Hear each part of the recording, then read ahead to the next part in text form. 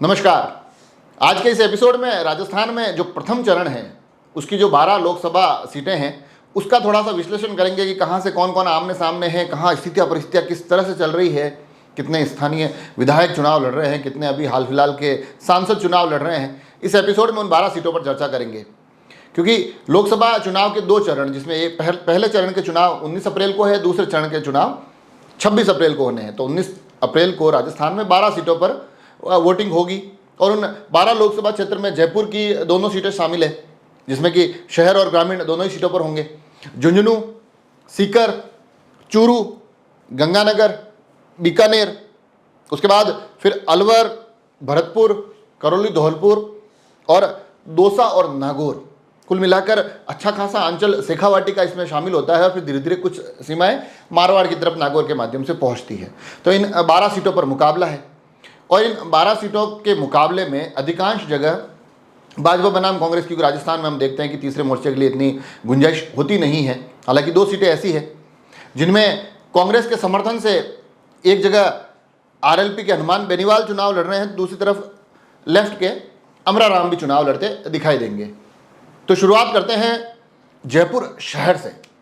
यहाँ पर बड़ी उथल पुथल के बाद चेहरे तय हुए। हालांकि भारतीय जनता पार्टी की तरफ से बड़ा ही स्पष्ट चेहरा आया है, महिला चेहरे पर दाव खेला है। मंजू शर्मा वहाँ से भारतीय जनता पार्टी के प्रत्याशी के तौर पर चुनावी मैदान में है। एक राजनीतिक परिवार से आती है, उनके पिता का एक बड़ा लंबा चौड़ा राजनीतिक एक जुड़ाव रहा है भारतीय जनता पार्टी के साथ, भवलाल जी शर्मा का। और उनके जो सामने की तरफ चुनाव लड़ रहे हैं वो मतलब इस पूरे लोकसभा चुनाव में अभी तक के जितनी भी बातें देखते हैं, जितने भी चेहरे देखते हैं प्रत्याशियों के, वो उनकी नहीं जिन्होंने मैदान छोड़ दिया है, मगर जो मैदान में डटे हुए हैं उनमें सबसे अनमना चेहरा अगर कोई दिखाई देता है तो वो प्रताप सिंह खाचरियावास का दिखाई देता है। जी हाँ, और उनका होना समझा भी जा सकता है क्योंकि उस सीट पर पहले पसंद के तौर पर सुनील शर्मा को कांग्रेस ने अवसर दिया था, मगर फिर किसी कुछ चैनल को लेकर, उनके जुड़ाव को लेकर कुछ वहाँ पर गहमा गहमी होती है, कुछ विवाद होते हैं, उसके बाद वो टिकट बदला जाता है। और बदले हुए टिकट, एक पूर्व मंत्री, एक ताकतवर मंत्री के हिस्से बदला हुआ टिकट आना, ये अपने आप में समझा जा सकता है कितना दुविधा का काम होता है। तो वो एक पीड़ा प्रताप सिंह खाचरियावास के चेहरे पर जब वो बोलते हैं देखी जा सकती है। हालांकि पहले जितना तेज तर्रार आवाज़ में मंत्री के रूप में बोलते थे, आवाज़ में उतना जोश तो नहीं नजर आता है, पर चुनाव लड़ रहे हैं, वो कह रहे हैं कि ना रुपया ना थैला, प्रताप सिंह अकेला। तो अब ये तमाम चीज़ें चुनाव को लेकर कैसे चलती है वो देखने वाली बात होगी। मगर भारतीय जनता पार्टी का एक मजबूत गढ़ जयपुर शहर लगातार रही है और अभी की स्थिति परिस्थिति में क्या कुछ बदलाव होता है ये आगे आने वाले समय में पता चलेगा। इसके बाद तो अगली सीट जयपुर ग्रामीण। जयपुर ग्रामीण पर ऐसा है कि अनुभव बनाम युवा, ये मुकाबला आपको देखने को मिलेगा, जहां भारतीय जनता पार्टी की तरफ से उनके लंबे समय से जुड़े हुए रहे राव राजेंद्र सिंह को उतारा है। राज्यवर्धन राठौड़ यहाँ से सांसद रहे, अब प्रदेश में मंत्री हैं, तो ये जगह जो खाली हुई यहाँ से राव राजेंद्र सिंह। हालांकि ये विधानसभा चुनाव के दौरान टिकट मांग रहे थे, उनका एक वीडियो बड़ा वायरल हुआ था जब उनका टिकट कट गया था कि मैं भारतीय जनता पार्टी मेरी माँ है, इसको छोड़ के नहीं जाऊँगा। शायद कहीं ना कहीं उस एक भावुक वीडियो के कारण भी हो सकता है कि यहाँ उनको अवसर मिला है। उनके सामने कांग्रेस की तरफ से एक युवा चेहरा है, अनिल चोपड़ा। टीम सचिन पायलट का हिस्सा माने जाते हैं, सचिन पायलट के साथ काफ़ी बार देखे गए हैं। कहा जाता है कि सचिन पायलट इनकी टिकट के लिए लगातार पैरवी कर रहे थे और उनके कहने पर ही इनको इस चुनावी मैदान में उतारा गया है। हालांकि क्योंकि 2 बार से जैसी स्थिति परिस्थिति है, पुराने परिणामों पर चर्चा ना करें क्योंकि 14 और 19 दोनों भाजपा ने क्लीन स्वीप किए हैं, परंतु यहाँ युवा बनाम अनुभव का एक मुकाबला है। वो किस पाले जाती है मामले की तमाम चीज़ें वो आगे आने वाले समय में पता चलेगी। और जो पहला चरण है, इस पहले चरण में मैं आपको यह भी बता दूं कि 3 लोकसभा सांसद जो अभी हैं वो चुनाव लड़ रहे हैं, उसके अलावा बाकी के टिकट कटे हैं। एक राज्यसभा सांसद, राज्यसभा के मजबूत सांसद, उनको लोकसभा के लिए उतारा गया है अलवर सीट से, उसका भी जिक्र करेंगे। उसके साथ 3 विधायक भी इस पहले चरण में चुनाव लड़ते आपको दिखाई देंगे। तो अगली चर्चा अलवर सीट की कर लेते हैं। अलवर सीट पर यादव बनाम यादव का मुकाबला है, जहां पुनः एक बार अनुभव बनाम एक नया चेहरा तो नहीं कहेंगे, मगर राजनीति के उस परिवेश का एक ताज़ा तरीन चेहरा माना जा सकता है। हालांकि पहले चुनाव लड़ चुके हैं, मगर इस बार कांग्रेस के टिकट पर पहली बार लड़ रहे हैं ललित यादव, और उनके सामने भूपेंद्र यादव केंद्र के कद्दावर मंत्री माने जाते हैं, नरेंद्र मोदी जी की टीम का एक महत्वपूर्ण हिस्सा माने जाते हैं, राजस्थान को बहुत करीब से काफ़ी समय से देख रहे हैं। राज्यसभा से भेजा जाता रहा, इस बार उनको शायद कहा है कि चलिए राज्यसभा के कार्यकाल किसी और के हिस्से आए, आप अपनी भाग्य को लोकसभा में आजमाएं। तो उनको अलवर से भेज दिया गया है, अलवर से भूपेंद्र यादव, और उनके सामने होंगे ललित यादव को आपको पता होगा कि ये जब टिकट हुआ था तब अलवर के उस कांग्रेसी कुनबे में बड़ा ही अंतरकलह देखने को मिला था। करण सिंह और वो तमाम एक बड़ी संख्या में लोग आए थे और उन्होंने कहा था कि ये यहाँ एक मन मर्जी का मामला चल रहा है, इशारा भंवर जितेंद्र सिंह की तरफ था। ये पूरी उठापटक चली, उसके बाद काफ़ी लोग कांग्रेस छोड़कर भी गए हैं।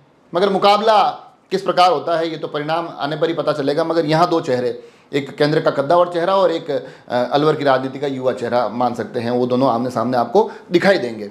उसके बाद अगली सीट के लिए चलते हैं आपको सीकर। और सीकर का जो मामला है, वहाँ जो हालिया सांसद हैं, जो लगातार 2 बार से भारतीय जनता पार्टी जिनको मौका दे रही है, उन्हीं को वापस हैट्रिक के रूप में रिपीट किया गया है। सुमेधानंद सरस्वती पुनः एक बार भारतीय जनता पार्टी के प्रत्याशी के तौर पर यहाँ मैदान में है और उनके सामने अमरा राम, हालांकि ये कांग्रेस से नहीं है। कांग्रेस ने इस पहले चरण की जो सीटें हैं 12, उसमें से 2 जगह गठबंधन के साथ लड़ रही है, जैसे मैंने आपको बताया। तो उसमें से एक सीट सीकर है, दूसरी नागौर है। यहाँ पर लेफ्ट के अमरा राम उतरे हैं, पूर्व में विधायक रह चुके हैं, इनको भी राजनीति का एक लंबा चौड़ा अनुभव है, दोनों की उम्र भी कमोबेश एक जैसी है। तो माना जा रहा है कि चुनाव अच्छा होगा, रोचक मुकाबला हो सकता है। मगर भारतीय जनता पार्टी कहीं ना कहीं इस सीट को भी अपने लिए थोड़ा सा पक्षधर माना जा सकता है। परंतु गठबंधन के बाद कांग्रेस भी अपनी उम्मीदें यहाँ तलाश रही है। उम्मीदों की ये होड़ और दौड़ दौसा करौली की तरफ भी चलती है। वहाँ पर भी पुनः एक बार मुकाबला महिला बनाम पुरुष चेहरे के बीच में है, जहाँ भजनलाल जाटव कांग्रेस से होंगे, इंदु देवी जाटव भारतीय जनता पार्टी के चेहरे पर उतरी है। आपको पता होगा कि ये जो सीट है यहाँ करौली धौलपुर, यहाँ पर भी हालिया सांसद का टिकट काट कर भारतीय जनता पार्टी ने अब महिला चेहरे पर अपना दाव खेला है और ये उम्मीद कर रही है कि एक बार पुनः उनके खाते ये सीट आएगी। युवा चेहरा है इंदु देवी जाटव और महिला मोर्चे में ये काफ़ी यहाँ एक्टिव रही है और उनके सामने 2 बार के विधायक हैं। पहले 2 बार जो विधायक रह चुके हैं भजनलाल जाटव, बड़े वो भी पावरफुल नेता माने जाते हैं, अनुभवी नेता है। तो ये भी यहाँ पर भी एक मुकाबला रोचक हो सकता है। देखने वाली बात होगी कि इन दोनों चेहरों के बीच में से किस चेहरे के हिस्से ये चुनावी परिणाम जाता दिखाई देता है। फिर लिए चलते हैं आपको दौसा। कुल जो 12 सीटें हैं उसमें से एक सीट दौसा भी होती है और दौसा में यूँ मानिए आपकी कमोबेश एक जैसे राजनीतिक अनुभव के 2 लोग चुनाव लड़ रहे हैं। उसमें एक कन्हैयालाल मीणा होते हैं और उनके सामने मुरलीलाल मीणा। मुरलीलाल मीणा का नाम किसी परिचय का मोहताज है नहीं, वो भी पिछली सरकार में मंत्री थे और इस बार दौसा से विधायक भी बन गए हैं। जो भारतीय जनता पार्टी की सरकार आई उस लहर में जो कांग्रेस के मंत्री अपनी सीट बचा सके, उसमें से एक नाम मुरलीलाल मीणा का भी होता है। हालांकि वहाँ नरेश मीणा ने अपना पेच फंसा दिया है, फॉर्म भर दिया है। बड़े वो भावुक और उत्सुक युवा नेता है, अवसर के लिए बड़े तत्पर और तैयार, ऐसा मतलब बेसब्र से नजर आते हैं नरेश मीणा। हालांकि मुख्य लड़ाई फिर भी मानी जा रही है कि मुरलीलाल मीणा बनाम कन्हैयालाल मीणा ही रहने वाली है। तो कन्हैयालाल मीणा के अगर जिक्र करें तो वो भी काफ़ी बार विधायक रहे हुए हैं, उनकी विधायकी के अनुभव भी उनको इस चुनाव में काम आने वाले हैं। तो ये देखने वाली बात होगी कि अब यहाँ से ऊँट किस करवट बैठता है। दोनों ही बड़ी परम अनुभवी चेहरे, विधायकी के अनुभव के मतलब पुरजोर भरे बुरे चेहरे इस चुनाव में लड़ेंगे और उम्र दोनों की कमोबेश एक जैसी है। तो एक अच्छा मुकाबला यहाँ पर भी देखने को मिलेगा 2 अनुभवी चेहरों के बीच में। मुकाबला अब लिए चलते हैं भरतपुर की तरफ। भरतपुर में रामस्वरूप कोहली बनाम संजना जाटव का मुकाबला होगा। संजना जाटव कांग्रेस से हैं, रामस्वरूप कोहली यहाँ भारतीय जनता पार्टी के चेहरे पर है। एक बार सांसद रह चुके हैं तो ये सांसदी का उनको अनुभव है। ये अनुभव इस चुनाव में कितना काम आता है वो देखने वाली बात होगी। मगर उनके सामने बड़ा युवा चेहरा, यूँ अगर मैं कहूँ कि इस पहले चरण के चुनाव में अगर अधिकृत प्रत्याशी के तौर पर जो लोग चुनाव लड़ रहे हैं उसमें शायद सबसे युवा चेहरा मात्र 25 वर्ष की संजना जाटव इनके सामने होगी और जिला परिषद सदस्य रह चुकी है। ग्रास रूट की राजनीति का मान सकते हैं कि पंचायती राज की राजनीति का थोड़ा अनुभव है। इनके सामने एक बड़ा अनुभवी चेहरा है, मगर अनुभव बनाम ये युवा चेहरा, फिर महिला चेहरा होने का एक लाभ स्वतः ही इन चुनावों में मिलता है। ये स्थितियाँ परिस्थितियाँ किस प्रकार से चलती है उस पर भी हमारी नज़र रहेगी। मगर भरतपुर का ये मुकाबला किस प्रकार होगा यह भी आगे आने वाले समय में हमारे सामने चीज़ें स्पष्ट होगी। इसके बाद एक ऐसे मुकाबले की तरफ आपको लिए चलते हैं जिस पर लगातार सभी की नज़रें बनी हुई है, जिसको लेकर मैंने 2-3 वीडियो बनाए भी है। पाले बदलकर चेहरे वही, जो मैं उस एक पूरे चुनावी परिदृश्य के लिए कहता हूँ। नागौर का चुनाव बड़े रोमांचक होने वाला है। नागौर के चुनाव में जहाँ हनुमान बेनीवाल फायर ब्रांड नेता वो हैं, सामने ज्योति मिर्धा उनको भी फायर ब्रांड कहना चाहिए। वो भी बड़ी जब बोलती है तो बड़ी बेबाक तरीके से अपनी बातें रखती है। और इन दिनों तो अलग अलग जिस प्रकार से मृधा परिवार के अलग अलग स्टेटमेंट आते हैं, चाहे इधर से चाहे उधर से, देखने का और अलग ही रोचक अंदाज होता है उस वक्त कि क्या बोलेंगे, ये कौन सा ऐसा एक बम फोड़ेंगे अपनी बातों से। तो यहाँ पर एक बड़ा ही कठिन मुकाबला है दोनों ही सदस्यों के लिए, क्योंकि पिछली बार की जो परिस्थिति थी उसमें गठबंधन भाजपा के हिस्से आया था आरएलपी का, इस बार कांग्रेस के हिस्से आया है। मगर कांग्रेस के पिछली बार के चेहरे को भाजपा ले गई, तो ज्योति मिर्धा भारतीय जनता पार्टी के टिकट पर चुनाव लड़ रही है। और इन दोनों के बीच में एक परंपरागत, मैं बार बार कहता हूँ, पार्टी से इतर एक परंपरागत राइवलरी चलती है। एक प्रतिद्वंदी के तौर पर इन दोनों को बड़ी मजबूत प्रतिद्वंदी के तौर पर देखा जाता है। व्यक्तिगत जीवन में भी एक दूसरे के प्रति कोई इतने ज़्यादा सहज सरल नजर आते नहीं है। प्रतिष्ठाओं की लड़ाई है, बहुत बड़ी प्रतिष्ठा इस चुनाव में दांव पर लगती है। तो यहाँ देखने वाला मामला बड़ा मज़ेदार हो जाएगा कि ये प्रतिष्ठा इस बार किसके पक्ष में विजय का वर्ण करती है। ये चीज़ें जरूर देखी जाएगी। तो नागौर बड़ा ही रोचक मुकाबला होने वाला। और ऐसा ही एक प्रतिष्ठाओं का मैदान एक और लोकसभा क्षेत्र बना हुआ है, चूरू। हालांकि वहाँ जो दोनों लड़ रहे हैं उनके बीच की प्रतिष्ठा नहीं है। एक जो लड़ रहा है उसकी प्रतिष्ठा बड़ी वहाँ महत्वपूर्ण हो गई है, दूसरा नहीं लड़ रहा है मगर निशाने पर है। भारतीय जनता पार्टी के कद्दावर चेहरे राजेंद्र राठौड़ की बात कर रहा हूँ, उनकी प्रतिष्ठा भी इस चुनाव में काफ़ी कुछ दाव पर लगी हुई दिखाई दे रही है। क्योंकि यहाँ पर जो चुनाव है वो चुनाव देवेंद्र झाझड़िया पैरा ओलंपियन हैं, बड़ा एक खेलों के दृष्टिकोण से बड़ी मान सम्मान से भरा हुआ नाम है, वो भारतीय जनता पार्टी के चेहरे पर चुनाव लड़ रहे हैं। और उनकी जगह जो पहले भारतीय जनता पार्टी के सांसद हुआ करते थे राहुल कसवा, जिनका टिकट इस बार काट दिया गया, वो अब कांग्रेस की तरफ से चुनाव लड़ रहे हैं। और इसीलिए कहा जा रहा है कि राहुल कसवा जिस प्रकार से विधायक के चुनाव के दौरान उनकी जो भूमिका रही उसको लेकर राजेंद्र राठौड़ हमेशा से आरोप लगाते रहे हैं। फिर जब इनका टिकट कटा तो आरोप पुनः राजेंद्र राठौड़ की तरफ गए कि इन्होंने मेरा टिकट कटवा दिया। तो ये तकरारें वहाँ बड़ी खुले तौर पर मंचों से देखा जा रहा है, मंचों से ये बातें निकल कर आ रही है। तो ऐसे में अब कहा जा रहा है कि हालांकि देवेंद्र बनाम राहुल का मुकाबला ऑन पेपर्स है, कागजों पर धरातल पर राजेंद्र बनाम राहुल का मुकाबला है। हालांकि देवेंद्र झाझड़िया बड़ा ही एक व्यवस्थित चेहरे के तौर पर काम आ रहा है। उनकी जो रैली हुई उसमें भी लगातार बड़े नेता जुटे, उन्होंने एक माहौल बनाने की कोशिश की है। उधर राहुल कसवा डटे हुए हैं। तो ये एक मुकाबला भी बड़ा ही रोमांचक रहने वाला है, इस बात में कोई दो राय नहीं है। फिर एक झुंझुनू की तरफ चलेंगे, वहां पर भी दो ऐसे चेहरे हैं जो राजनीति के बड़े अनुभवी चेहरे हैं, कमोबेश एक उम्र के चेहरे हैं। जहां एक तरफ कांग्रेस से ब्रजेंद्र ओला है जो कि हाल फिलहाल में विधायक भी है, वो इस मुकाबले में सांसद की इस पद की दौड़ में कांग्रेस की तरफ से उतारा गया। और उनके सामने शुभकरण चौधरी है, एक बार विधायक रहे हुए हैं मगर इस बार का चुनाव वो हार गए थे।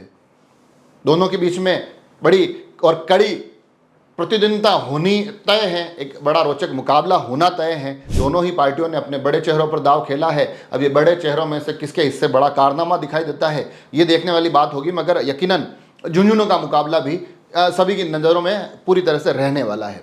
उसके बाद आपको लिए चलते हैं गंगानगर, और उसके बाद आखिर में एक ऐसी सीट जहां केंद्रीय मंत्री चुनाव लड़ रहे हैं उस पर चलेंगे। तो गंगानगर सुरक्षित सीट है, भारतीय जनता पार्टी की तरफ से एक नया चेहरा उतरा गया है। वहाँ पर भी काफ़ी तकरारों का एक दौर चला था। जो टिकट कटा वो इतना आसान टिकट कटना था नहीं, मगर उसके बाद टिकट कटता है और नया टिकट जाता है प्रियंका बेलान के हिस्से में। भारतीय जनता पार्टी की तरफ से ये चुनाव लड़ेगी। सभापति है वो नगर परिषद में अनूपगढ़ से। तो अब सभापति को कहा गया है कि भैया स से सभापति छोड़िए, स से सांसद की दौड़ में दौड़िए। तो अब उनको सांसदी के लिए भारतीय जनता पार्टी ने उतार दिया है। एक नया चेहरा है, महिला चेहरा है। तो भारतीय जनता पार्टी उम्मीद कर रही होगी कि कहीं ना कहीं कुछ चीज़ें हमारे लिए महिला चेहरों के नाम पर भी बेहतर होती दिखाई दे। और उनके सामने कुलदीप इंदौरा, लगभग 54-55 वर्ष उनकी उम्र है और कांग्रेस से लगातार लंबे समय से जुड़े रहे हैं। और इस चुनाव में वो कांग्रेस के चेहरे पर चुनाव लड़ रहे हैं। तो अब ये प्रियंका बनाम कुलदीप के इस मुकाबले में मामला किसके पाले में जाएगा यह भी देखने वाली बात होगी। और आखिर में आते आते जब मैं कह रहा हूँ कि एक केंद्रीय मंत्री शुरू में भी हमारे एक इस पूरे एपिसोड के विश्लेषण में दिखाई दिए थे भूपेंद्र यादव के रूप में, मगर एक केंद्रीय मंत्री और भी है, बड़ा ही जाने माना नाम है, बड़ा ही सक्रिय नाम है। इन्हें भी नरेंद्र मोदी जी की सूची में बड़ा ही क्या कहते हैं पसंदीदा नामों में से एक माना जाता है, अर्जुन राम मेघवाल। बात बीकानेर की हो रही है। अर्जुन राम मेघवाल और गोविंद राम मेघवाल, इन दोनों के बीच की जो राजनीतिक राइवलरी है ये भी किसी से छुपी हुई नहीं है। गोविंद राम मेघवाल भी पुराने नेता है, 2 बार विधायक रह चुके हैं। उनके सामने अर्जुन राम मेघवाल राजनीतिक रूप से बड़ी जल्दी जो सफलता की सीढ़ियां चढ़े, एक परिपक्व राजनेता के तौर पर आज जरूर दिखाई देते हैं, मगर जो सफलता इन्होंने अर्जित की है, बड़ी जल्दी सफलता इनके हिस्से आई है। केंद्र में मंत्री, एक महत्वपूर्ण मंत्रालय के रूप में वो संभाल रहे हैं, और एक बार पुनः भारतीय जनता पार्टी ने इन पर विश्वास जताया कि जाइए आप एक बार पुनः भारतीय जनता पार्टी के लिए चुनाव लड़िए, इस सीट को भाजपा के पुनः पाले में लाइए। हालांकि बीकानेर के जो हालात परिस्थितियां कहते हैं कि अभी धीरे धीरे काफ़ी समीकरण सुधर गए हैं, बीच में इनके और देवी सिंह भाटी के बीच में भी काफ़ी चीज़ें चलती थी। अब उनके पुत्र विधायक हैं, तो जिम्मेदारी सभी के कंधों पर है कि यहाँ से भाजपा जीते, मगर उनके सामने भी अनुभवी चेहरा है गोविंद राम मेघवाल के तौर पर। तो अब देखने वाली बात ये होगी कि इस चुनाव में ये ऊँट किस करवट बैठता है। तो कुल मिलाकर मामला बड़ा ही मज़ेदार और रोचक इन 12 सीटों पर भी रहेगा। अगले किसी एपिसोड में दूसरे चरण की 13 सीटें आप तक लेकर आऊँगा। इन 12 सीटों में भी अगर आपके पास भी कुछ ऐसी बातें होगी, हाँ ये चीज़ें और इसमें जोड़ी जा सकती है, तो वो मुझे जरूर भेजिएगा, उन पर भी कभी किसी एपिसोड में चर्चा करेंगे। जुड़े रहे राजसमंद एक्सप्रेस से। धन्यवाद।